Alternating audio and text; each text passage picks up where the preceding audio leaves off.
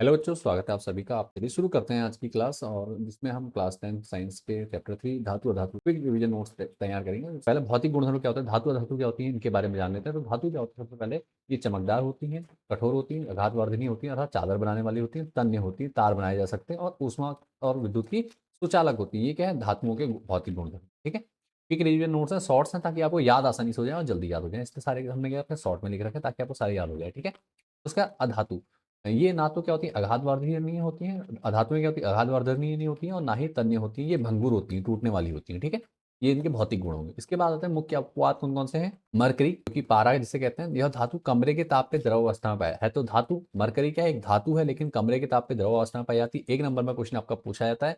इसके अलावा आयोडीन एक अधातु होते हुए भी क्या होती है, चमकीली होती है। ठीक है, आयोडीन एक ऐसी अधातु है जो चमकीली होती है। ठीक है, अधातु जबकि चमकीली नहीं होती, लेकिन ये एक अपवाद है जो कि आयोडीन है। इसका ग्रेफाइट अधातु है, कार्बन का अपरूप होते हुए भी ये क्या है, विद्युत का सुचालक है। ठीक है, ग्रेफाइट क्या है, विद्युत का सुचालक होता है, ध्यान रखिए। अगला है सोडियम और पोटेशियम। ये इतनी मुलायम धातु हैं कि इन्हें चाकू से काटा जा सकता है। मतलब मुलायम धातुओं की बात की जाए तो सोडियम पोटेशियम क्या है, मुलायम धातुएं हैं। ठीक है, जबकि धातुएं क्या होती है, कठोर होती है। ये चार चीजें जो मैंने बताई आपको, मरकरी, आयोडीन, ग्रेफाइट और सोडियम पोटेशियम, ये क्या है, ये अपवाद की श्रेणी में आते हैं। ठीक है, इसके बाद अगला जो टॉपिक है इसमें इंपोर्टेंट इस चैप्टर का, धातुओं की ऑक्सीजन के साथ अभिक्रिया। ये आपको 100% याद करनी है। तो क्या है, धातुएं ऑक्सीजन के साथ अभिक्रिया करती हैं। ठीक है, तो धातु ऑक्साइड बनता है। क्या बनता है, धातु ऑक्साइड बनता है, ध्यान रखेंगे सभी लोग। ठीक है, जब धातु हम क्या कहते हैं, आपकी धातुएं ऑक्सीजन के साथ अभिक्रिया करती हैं तो धातु ऑक्साइड बनता है, जो कि आमतौर पर क्षारीय होता है। ठीक है, जो धातु ऑक्साइड बनता है वो क्या होता है, क्षारीय प्रकृति का होता है। तो जैसे कॉपर के ऑक्सीजन के साथ अभिक्रिया करेंगे तो कॉपर ऑक्साइड बनेंगे। इसका रंग क्या है, काला। दूसरी अभिक्रिया आपकी ये है, ये दूसरी अभिक्रिया है, एल्यूमिनियम की ऑक्सीजन के साथ अभिक्रिया करेंगे तो क्या बनेगा, एल्यूमिनियम ऑक्साइड। ठीक है, तो ये आपकी दूसरी अभिक्रिया बन रही है। इसको दोनों अभिक्रियाओं को आपने तैयार कर लेना है। ठीक हो गया। अगला जो है उभयधर्मी ऑक्साइड किसे कहते हैं, मोस्ट इंपोर्टेंट क्वेश्चन है, हर बार बोर्ड एग्जाम में पूछा जाता है, या तो इसका उदाहरण पूछ लेगा या इसकी परिभाषा पूछ लेगा। ठीक है, तो तैयार आपने अच्छे से कर लेंगे। कुछ धातुएं धातु ऑक्साइड जैसे एल्यूमिनियम ऑक्साइड और जिंक ऑक्साइड, ये उसके उदाहरण। ठीक है, अम्ल और क्षारक दोनों से अभिक्रिया करते हैं। ठीक है, दोनों से क्या करते हैं, अभिक्रिया करते हैं, तो इनको क्या कहते हैं, उभयधर्मी ऑक्साइड कहा जाता है। क्या कहा जाता है, उभयधर्मी ऑक्साइड कहा जाता है। ठीक है, तो इसका उदाहरण क्या है, समझ में आ गया, एल्यूमिनियम ऑक्साइड और जिंक ऑक्साइड ZnO। ठीक है, दोनों आपने याद कर लेना, परिभाषा भी और उदाहरण भी इसके। ठीक है, इसके बाद जल के साथ अभिक्रिया। तो जल के साथ अभिक्रिया करने में क्या होता है, अलग अलग धातुएं पानी के साथ अर्थात जल के साथ अलग अलग व्यवहार करती हैं, अलग अलग। तो जैसे ठंडा जल होगा तो सोडियम और पोटेशियम क्या है, ये इतनी तेजी से क्रिया करते हैं कि आग लग जाती है पानी में। ठीक है, सोडियम और पोटेशियम क्या करते हैं, आग लग जाती है। ठीक है, इसका अगला जो है, इसका गर्म जल के साथ करेंगे तो मैग्नीशियम या ठंडे जल से क्रिया नहीं करता। जो मैग्नीशियम है वो ठंडे जल से क्रिया नहीं करता। गर्म जल में क्या होता है, तैरने लग जाता है। गर्म पानी में अगर आप मैग्नीशियम को डालोगे तो ये क्या होगा, उसके ऊपर तैरने लग जाएगा बेटा। ठीक है, तो आपने ये भी ध्यान में रखना है इसका। अगला है भाप के साथ। ठीक है, अलग अलग धातुएं अलग अलग गुण दिखाती हैं, तो मैं यहाँ मेन मेन बता दे रहा आपको। तो जब क्या होता है, जब भाप के साथ अभिक्रिया होगी, अर्थात तीनों है जल ही, ये ध्यान रखिएगा। ठीक है, यहाँ पे मैं समीकरण में भौतिक लक्षण दिखा रहा हूँ इनके। ठीक है, एल्यूमिनियम, आयरन और जिंक अगर भाप से क्रिया करेंगी, केवल भाप से क्रिया करते हैं। ठीक है, क्या करते हैं, केवल भाप से क्रिया करती है, और क्या बनाती है, इनके ऑक्साइड बनाती है। ठीक है, सब ऑक्साइड बनेंगे यहाँ पे। अगला है कोई क्रिया नहीं करते, कौन, लेड, कॉपर, सिल्वर, गोल्ड। ये कोई भी जल के साथ कोई अभिक्रिया नहीं करते, ध्यान रखिए। ठीक है, तो गोल्ड अर्थात सोना, सिल्वर अर्थात चांदी, कॉपर आपको पता है तांबा, लेड मैंने सीसा। सीसा, तांबा, चांदी और सोना, ये क्या करते हैं, ये पानी के साथ कोई भी अभिक्रिया नहीं करते हैं। ठीक है, ध्यान रखिएगा। अगला है रिएक्शन दे रखी, देखो जैसे अभी बताई थी मैंने, आयरन की जल के साथ अर्थात भाप के साथ, तो क्या बनेगा, आयरन ऑक्साइड, इसे फेरस ऑक्साइड भी कहते हैं, और साथ में आपका क्या बनेगा, इसको जंग भी कहते हैं, और ये क्या हमारे हाइड्रोजन गैस मुक्त होगी। ठीक है, तो इसको आपने तैयार कर लेना। इसका जो डायग्राम दिया हुआ हमने, इसको दिया हुआ यहाँ से देख लेना है। ठीक है, तो इसको देख लो। उसके बाद आपका क्या है, अगला है अम्ल के साथ अभिक्रिया। ठीक है, मेन आता है जो आपका टॉपिक, जो सबसे इंपॉर्टेंट रहने वाला है, जिनसे क्वेश्चन बनेंगे, वही है ये अम्ल के साथ अभिक्रिया। तो अम्ल के साथ अभिक्रिया होती है, धातुएं तनु अम्लों के साथ अभिक्रिया करके लवण बनाती। चैप्टर 2 में भी ये क्वेश्चन आपने कर रखा, और यही क्वेश्चन यहाँ पे आ गया, तो इसके आने के चांस ज्यादा, क्योंकि ये 2 चैप्टर में आ जाते हैं, धातुओं की अम्लों के साथ अभिक्रिया। तो इस टाइप के क्वेश्चन क्या होता है, बोर्ड दे देता है, किसी भी चैप्टर से उठा के ले लीजिएगा, इसको तैयार जरूर कर लीजिएगा। ठीक है, अगर चैप्टर 2 में आपने अच्छे से कर लिया तैयार, तो यहाँ पे आपको प्रॉब्लम नहीं होगी, एक दो समीकरण आप तैयार कर लेंगे। ठीक है, हाइड्रोजन गैस निकलती है। ठीक है, अम्ल के साथ अभिक्रिया करके लवण और हाइड्रोजन गैस बनती है। तो मैग्नीशियम की हाइड्रोक्लोरिक अम्ल के साथ अभिक्रिया करी तो मैग्नीशियम क्लोराइड और जल प्राप्त हुआ, सॉरी हाइड्रोजन गैस मुक्त हुई है। ठीक है, इसका एक्वा रेजिया क्या होता है, एक नंबर का मोस्ट इंपोर्टेंट क्वेश्चन, एक नंबर 3 नंबर में पूछा जा सकता है, 1 2 3 नंबर में किसी में भी आ सकता है, कोई इशू नहीं है। ठीक है, ये डिपेंड करता है बोर्ड किस जगह पे रख देता है उस क्वेश्चन को, लेकिन आपने क्या करना, तैयार जरूर करना है। ठीक है, तो यह क्या होता है, सांद्र हाइड्रोक्लोरिक अम्ल और सांद्र नाइट्रिक अम्ल का 3:1 का ताजा मिश्रण होता है। ठीक है, 3:1 का ताजा मिश्रण होता है। ठीक है, जो सोने को भी गला सकता है। ये क्या करता है, सोने को भी गला देता है, कौन, एक्वा रेजिया, एक्वा रेजिया। ठीक है, ध्यान रखिएगा एक्वा रेजिया का। कितने अनुपात है? 3:1 का अनुपात है। ये अनुपात याद रखना, बच्चे कई बार भूल जाते हैं, 3:1 की जगह 1:3 लिख देते हैं, जो कि गलत हो जाएगा। ठीक है, 3:1। ठीक है, और साथ में एक चीज ध्यान देनी, जैसे यहाँ पे लिखा हाइड्रोक्लोरिक अम्ल पहले है, तो इसका मतलब अगर 3 लीटर हाइड्रोक्लोरिक अम्ल है तो 1 लीटर नाइट्रिक अम्ल मिलाया जाएगा, इसका मतलब ये होता है। ठीक है, तो हाइड्रोक्लोरिक हमेशा पहले लिखना है और नाइट्रिक अम्ल हमेशा बाद में रखना है, और अनुपात 3:1 का रखना है। ठीक है, तो ये चीज का आपने ध्यान रखना है बेटा सभी लोगों ने। अगला क्वेश्चन है आपका सक्रियता श्रेणी। सक्रियता श्रेणी क्या होती है? धातुओं को उनकी क्रियाशीलता के घटते हुए क्रम में रखना, क्या कहलाता है? सक्रियता श्रेणी कहलाता है। या तो परिभाषा पूछ लेगा या वो अब कह देगा। इसमें इस प्रकार से आपको टेबल दी है, इसको ध्यान रखना। पहला सबसे ऊपर जो होते हैं वो पोटेशियम, सोडियम, कैल्शियम, मैग्नीशियम ऐसे करके घटता है। ठीक है, उसके एल्यूमिनियम, जिंक, आयरन अर्थात लोहा, लेड, फिर हाइड्रोजन बीच में आता है, उसका कॉपर, मरकरी, सिल्वर, गोल्ड।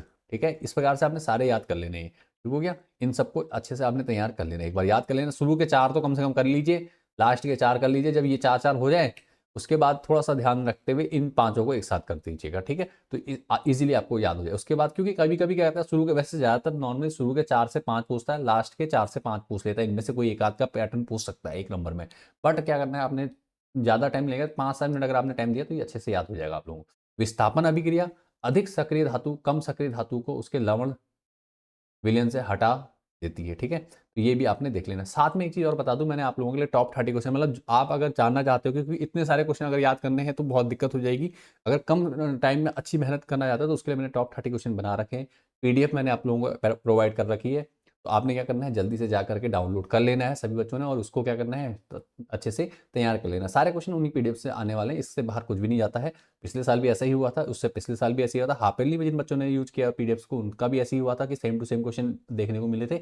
और अभी भी इस बार भी ऐसा होने वाला, उन जो 95 के स्कोर वाली पीडीएफ है उनसे 100% आपके क्या है, सेम टू सेम क्वेश्चन आएंगे। तो आपने क्या ना, उन क्वेश्चन को अच्छे से तैयार कर लेना है जरूर, और सारे क्वेश्चन तैयार कर लेने हैं, और अपने बोर्ड एग्जाम को क्या करना है, बहुत बेटर तरीके से देकर आना है। ठीक है, अगला क्वेश्चन देखते हैं। विस्थापन अभिक्रिया आप लोग जानते हैं क्या होता है। सक्रिय धातु जो अधिक सक्रिय धातु होती है वो कम सक्रिय धातु को उसके लवण से हटा देती है, विस्थापित कर देती है। ठीक है, तो ये कहलाता है विस्थापन अभिक्रिया। मैं इस समय थोड़ा तेज चल रहा हूँ बेटा, तो इसका कारण ये है कि मैं कम टाइम में आपको पूरा चैप्टर समझा रहा हूँ ताकि आपको इजीली आ जाए। वैसे मैंने वन शॉट बता रखा है, जिसमें मैंने एक्सप्लेन भी कर रखा है टॉपिक को। मैं यहाँ पे एक्सप्लेन नहीं करना है, आपने आपको सिर्फ परिभाषा बता दे रहा शॉर्ट में कि आप कैसे याद कर सकते हो जल्दी जल्दी।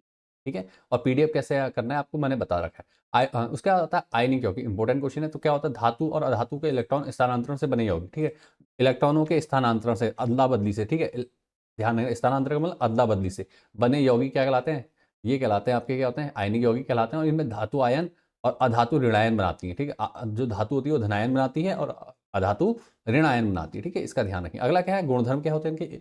जो आयनिक यौगिक होते हैं इनका गलनांक उच्च होता है और क्वथनांक भी उच्च होता है। ठीक है, गलनांक और क्वथनांक अर्थात मेल्टिंग पॉइंट, ठीक है, क्या वो उच्च होगा। ये ठोस अवस्था में विद्युत का चालन नहीं करते। जब ये ठोस होते हैं, कौन, आयनिक यौगिक जब ठोस होते हैं तब विद्युत का चालन नहीं करते, लेकिन गलित अर्थात गले हुए होते हैं तो ये, या जलीय विलयन में क्या करते हैं, विद्युत का चालन करते हैं। ठीक है, अगला है धातुओं का निष्कर्षण, इंपोर्टेंट है। धातुओं का निष्कर्षण, अयस्क से शुद्ध धातु प्राप्त करने की विधि को क्या कहते हैं, धातु का निष्कर्षण कहते हैं। ठीक है, जब अयस्क आता है जमीन से, आपको पता है। ठीक है, अयस्क से धातुओं का निष्कर्षण कैसे किया जाता है, तो उसका कंडीशन बता रखी। ठीक है, तो एक है भर्जन, एक है निस्तापन और एक है थर्मिट अभिक्रिया। तीनों आपने याद कर लेने अच्छे से। भर्जन निस्तापन में से एक 101% आने वाला है, तैयार जरूर रखना। ठीक है, और शॉर्ट में मैंने परिभाषा लिखी ताकि आपको समझ में आसानी से आ जाए। ठीक है, तो क्या होता है भर्जन, क्या होता है, सल्फाइड अयस्क को वायु की उपस्थिति में गर्म करना क्या कहलाता है, भर्जन कहलाता है। ठीक है, सल्फाइड अयस्क, सल्फाइड अयस्क के साथ जिंक सल्फेट की ऑक्सीजन के साथ अभिक्रिया करेंगे तो जिंक ऑक्साइड और सल्फर डाइऑक्साइड गैस निकलेगी। तो ये कौन सी अभिक्रिया का उदाहरण है, ये है आपका भर्जन अर्थात रोस्टिंग। निस्तापन, ठीक है, निस्तापन क्या होता है, कार्बोनेट अयस्क को सीमित वायु में गर्म किया जाता है। ठीक है, जो आपका कार्बोनेट अयस्क है उसको सीमित वायु में गर्म किया जाता है, तो इसे कहा जाता है क्या, निस्तापन कहा जाता है। ठीक है, तो ये है इसका जो उदाहरण है, जिंक कार्बोनेट की को गर्म करेंगे, वायु की कम मात्रा में, अर्थात वायु नहीं है यहाँ पे, तो यहाँ पे जिंक ऑक्साइड और कार्बन डाइऑक्साइड गैस निकलेगी, तो इसे कहते हैं निस्तापन अभिक्रिया। इसके बाद आता है थर्मिट अभिक्रिया, इंपॉर्टेंट है।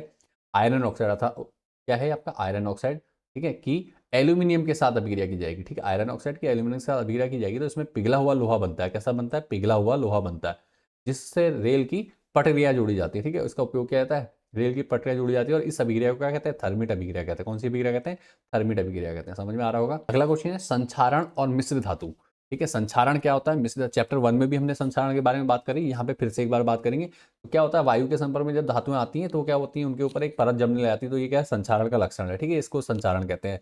जिससे धातु की गुणवत्ता में कमी आने लग जाती है। तो इसका क्या है, चांदी का काला होना, तावे पे हरी परत का चढ़ना, लोहे पे जंग लगना, ये सब क्या है, संक्षारण के उदाहरण है बेटा। ठीक है। यसद लेपन क्या है, लोहे को जंग से बचाने के लिए उस पर जिंक अर्थात जस्ते की परत चढ़ाना क्या कहलाता है, यसद लेपन अर्थात ग्लैवेनीकरण भी कहते हैं, ग्लैवेनाइजेशन भी कहा जाता है। ठीक है।